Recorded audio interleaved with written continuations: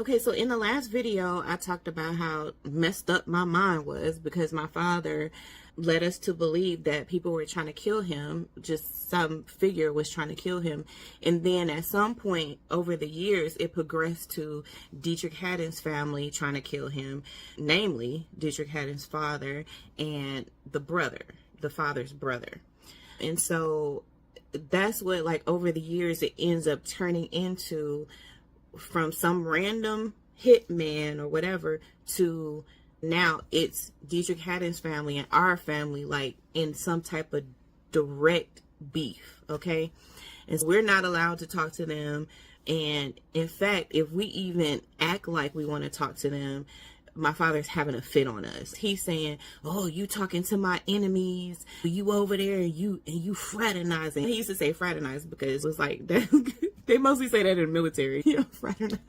And so he would be like, "You're fraternizing with the enemy," and it's just like in our minds, we're like, "That's our family," and we're not really understanding what is happening. At least I'm not. You know, I'm not understanding what's happening. All I know is my father said, "Don't," you know, and so I won't. You know, I won't talk to him. I won't interact with him. In fact, I'm pretty much afraid of him because, you know, as far as I know, they're trying to kill my father. That's a problem for me. And so we're going to put a little bit of a pin, you know, in the whole Hitman story for now.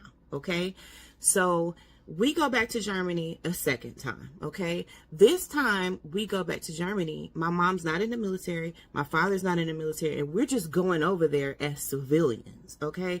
So we're going over there and we don't have any type of like real connection to the military. We are just American citizens who went over to Germany, technically. And I'm not sure if my mom already had a job and she went there for this job, but she's a nurse. She was a nurse, an army nurse. She was in the military as a nurse. And so when we go back over there, she just gets a job, basically doing the same thing, working for the military. But once we get back over there, because we are not military, we don't get to go to the military schools, to the American schools. So my brother and I just remember just me and my youngest brother going to German schools. And so when we first got there, we went to an actual German school where the students are speaking German in class. In fact, the only class that they are speaking English is in English class where they're learning how to speak English. And we're over there, we don't even know how to speak German for real. But, you know, at that age, we were able to pick up the language like so fast, you know. I don't know what it is, but it's like kids can pick up foreign languages real fast. So teach your kids a foreign language while they're kids, okay? Because once you get grown trying to learn a foreign language, child, the way this old mind works is just not the same. But anyway, so we picked up the language pretty fast. And then before you know it, we ended up back in American school because my mom ended up working for the military, for the government. Then we ended up being able to go to an American school then. Okay. We live in a village. We're taking the train. We're doing all the things that the Germans do. We're going to the bakery, to the meat market, to doing all the things. And of course, Germany over there, you can go to different little cities and all kind of stuff. And so we're exploring, we're being kids. And at this point, because we're in Germany, my father's, his anxiety, his fear, he still is angry. He's still abusing us. In fact, he's abusing us bad.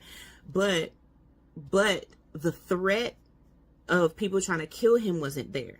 So as far as our lives, like just growing up, we were able to experience Germany. We explored, we went places, we did things. We were in all kind of activities. We went to Volts marches. These are the marches that we march up to concentration camps and to the castles in Germany.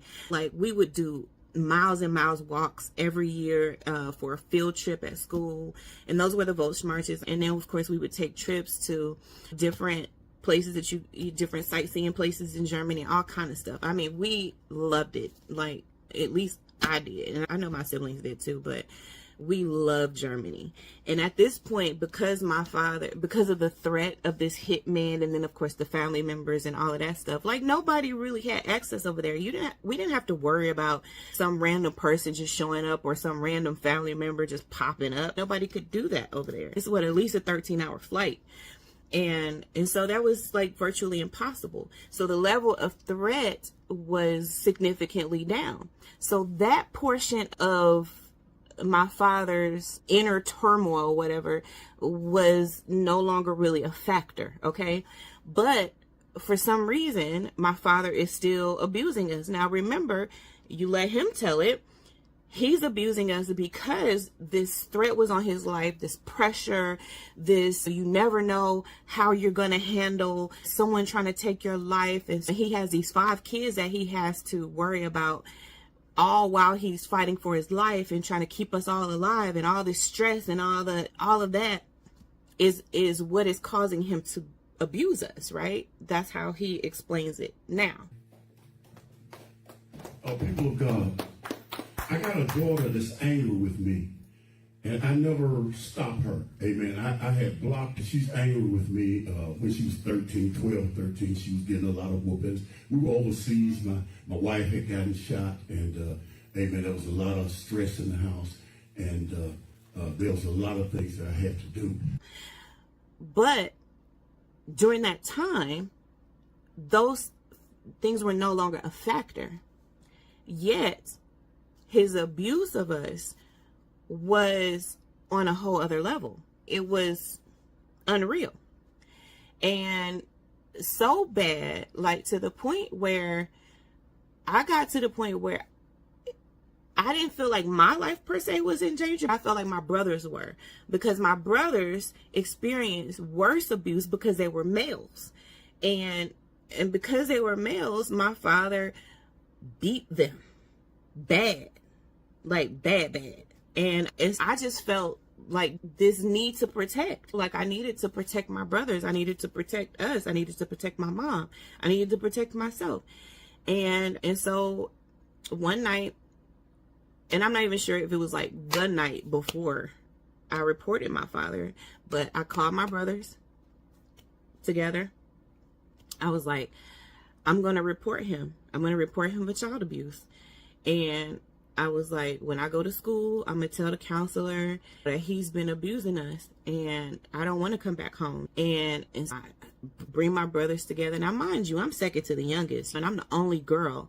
But I'm the one who steps up and this is what is going to happen. We're no longer going to take this. Like, I'm going to report this. This is the end of this. And so I went to school. I reported my father for child abuse. And what ended up happening is my youngest brother and I were removed from the house, and we were put in a German group home. And that is where we stayed. I don't even know how long we stayed there, but we stayed there, and we had a child abuse case. And because we were not in the military, my mom was no longer in the military, then it was like the German courts were the ones who had jurisdiction over our child abuse case. And I actually have like our documents from our child abuse case that are actually still in German. Like, they were written in German. We had German lawyers and all of that stuff. And so our child abuse documentation is in German. And I'm going to post that so that you guys can see that.